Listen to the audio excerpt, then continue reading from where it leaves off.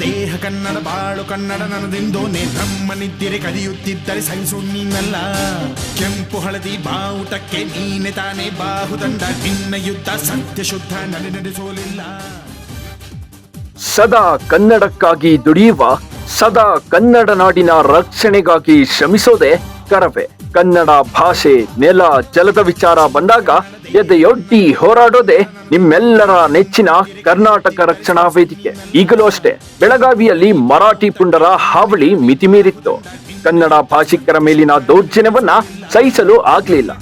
ಯಾರಿಗೂ ಹೆದರದೆ, ಎದೆಗುಂದದೆ ನಾವು ಇವತ್ತು ಬೆಳಗಾವಿಗೆ ದಾಂಗುಡಿ ಇಟ್ಟಿದ್ದೆವು. ಅತಂತ್ರದಲ್ಲಿದ್ದ ಕನ್ನಡಿಗರಿಗೆ ದನಿಯಾಗಿ ಧೈರ್ಯ ತುಂಬಿ ಪುಂಡರಿಗೆ ತಕ್ಕ ಪಾಠ ಕಲಿಸಿದೆವು.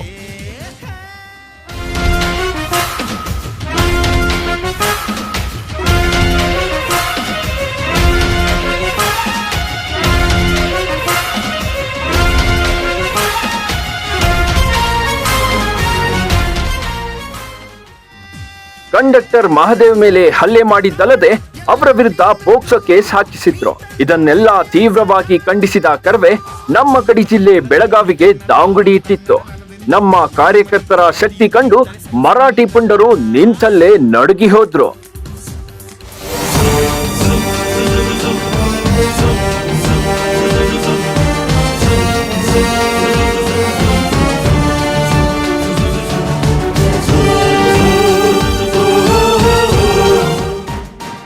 ಬೆಂಗಳೂರಿಂದ ಬೆಳಗಾವಿಗೆ ತೆರಳಿದ ನಮ್ಮ ಕರವೇ ಪಡೆ ಮೊದಲು ಕಂಡಕ್ಟರ್ ಇದ್ದ ಆಸ್ಪತ್ರೆಗೆ ಭೇಟಿ ನೀಡಿ ಅವರ ಆರೋಗ್ಯ ವಿಚಾರಿಸಿತು.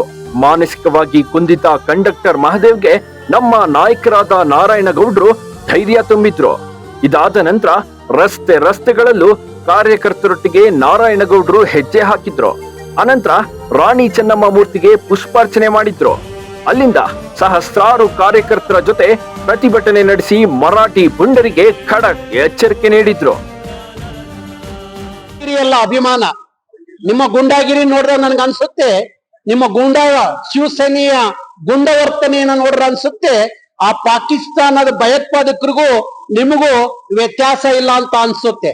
ಹಾಗಾಗಿ ಇಂಥ ಗೂಂಡಾಗಳನ್ನ ದೇಶದಿಂದ ಹೊರ ಹಾಕ್ಬೇಕು, ಗಡೀಪಾರ್ ಮಾಡಬೇಕು ಅಂತೇಳಿ ಭಾರತ ಸರ್ಕಾರವನ್ನು ಒತ್ತಾಯ ಮಾಡ್ತೀನಿ, ಕರ್ನಾಟಕ ಸರ್ಕಾರವನ್ನು ಒತ್ತಾಯ ಮಾಡ್ತೀನಿ. ನಮ್ಮ ನೆಲದಲ್ಲೇ ಕನ್ನಡ ಭಾಷಿಕರ ಮೇಲೆ ಹಲ್ಲೆಯಾಗಿದ್ರು ರಾಜಕಾರಣಿಗಳ್ಯಾರು ತುಟಿ ಬಿಚ್ಚಿಲ್ಲ. ಬೆಳಗಾವಿ ಜಿಲ್ಲೆಯಲ್ಲೇ ಸತೀಶ್ ಜಾರಕಿಹೊಳಿ, ಲಕ್ಷ್ಮೀ ಹೆಬ್ಬಾಳ್ಕರ್ ಇಬ್ಬರು ಸಚಿವರಿದ್ರು ಮರಾಠಿ ಪುಂಡರಿಗೆ ಎಚ್ಚರಿಕೆ ನೀಡುವ ಕೆಲಸ ಮಾಡಿಲ್ಲ.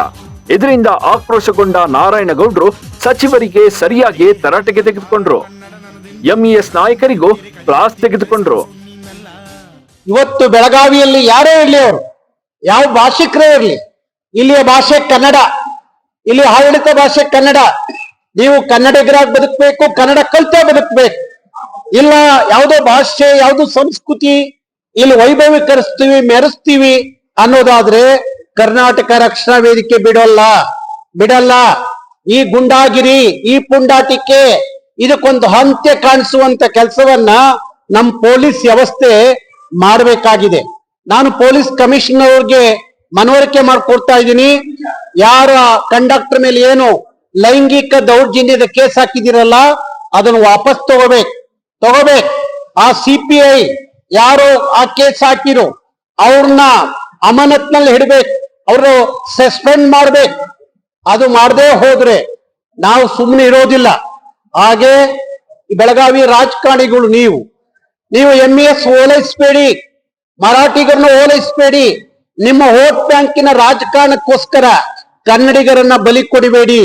ಕನ್ನಡಿಗರ ವಿಚಾರದಲ್ಲಿ ನೀವು ಮರಾಠಿ ಪ್ರೇಮವನ್ನು ವ್ಯಕ್ತಪಡಿಸಬೇಡಿ. ನೀವು ಹೀಗೆ ಮುಂದುವರೆದ್ರೆ ನಾಳೆ ಬೆಂಗಳೂರಿಗೆ ವಿಧಾನಸೌಧಕ್ಕೆ ಬರಬೇಕು ಅನ್ನೋದಾದ್ರೆ ಬಾರಿ ಕಷ್ಟ ಆಗುತ್ತೆ ಎನ್ನುವ ಎಚ್ಚರಿಕೆಯ ಮಾತನ್ನ ನಿಮಗೆ ಹೇಳಲಿಕ್ಕೆ ನಾನು ಇಷ್ಟಪಡ್ತೀನಿ. ಕರವೇ ಹೋರಾಟಕ್ಕೆ ಕಂಗಾಲಾದ ಹುಡುಗಿಯ ಪೋಷಕರು ವಿಡಿಯೋ ಮೂಲಕ ಸ್ಪಷ್ಟನೆ ನೀಡಿದ್ರು. ಪೋಕ್ಸೋ ಕೇಸ್ ವಾಪಸ್ ಪಡೆದಿದ್ದೇವೆ ಅಂತ ವಿಡಿಯೋ ಹರಿಬಿಟ್ರು. ಸ್ವ ಇಚ್ಛೆಯಿಂದ ಪ್ರಕರಣ ವಾಪಸ್ ಪಡೆಯುತ್ತಿದ್ದೇವೆ, ನಮ್ಮ ಮೇಲೆ ಯಾವುದೇ ಒತ್ತಡ ಇಲ್ಲ ಅಂತ ಬಾಲಕಿಯ ಪೋಷಕರು ಸ್ಪಷ್ಟಪಡಿಸಿದ್ರು. ಇದಾದ ಬಳಿಕ ಪ್ರತಿಭಟನೆ ನಡೆಸುತ್ತಿದ್ದ ನಮ್ಮ ಕರವೇ ಟೀಮ್ಗೆ ಬೆಳಗಾವಿ ನಗರ ಪೊಲೀಸ್ ಆಯುಕ್ತ ಎಡಾ ಮಾರ್ಟಿನ್ ಕೇಸ್ ಹಿಂಪಡೆದಿದ್ದಾಗಿ ಮಾಹಿತಿ ನೀಡಿದ್ರು. ನಂತರ ಎಂಇಎಸ್ ಪುಂಡರನ್ನ ಹದ್ದುಬಸ್ತಿನಲ್ಲಿಡುವಂತೆ ಹೇಳಿ ಹೋರಾಟ ಕೈಬಿಡಲಾಯಿತು. ಒಟ್ನಲ್ಲಿ ಕರ್ನಾಟಕ ರಕ್ಷಣಾ ವೇದಿಕೆಯ ಹೋರಾಟಕ್ಕೆ ಮರಾಠಿ ಪುಂಡರು ಬೆವೆತು ಹೋದ್ರು. ಇನ್ನೆಂದೂ ಇಂತಹ ಪುಂಡಾಟಿಕೆ ಮಾಡಲ್ಲ ಅನ್ನೋ ರೇಂಜ್ಗೆ ಕರ್ವೆ ಪಾಠ ಕಲಿಸಿದ ಹೆಮ್ಮೆ ನಮ್ಮದು.